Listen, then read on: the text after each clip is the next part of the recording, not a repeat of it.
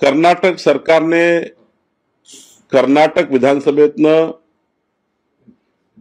स्वातंत्र्यवीर सावरकरांचं पोर्ट्रेट जो तिथला फोटो आहे तो हटवून त्या ठिकाणी राहुल गांधीच्या स्वातंत्र्यवीर सावरकर विरोधी भूमिकेला मूर्त रूप दिलाय।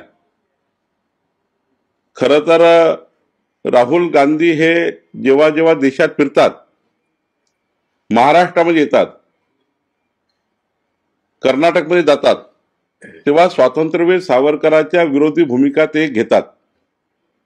आणि कर्नाटक सरकारने खरं तर स्वातंत्र्य लढ्यातील महानायकाला अशा प्रकारे त्यांचा फोटो काढून निंदनीय कृत्य करणे, कर्नाटक काँग्रेस सरकारने निंदनीय कृत्य केलं आहे।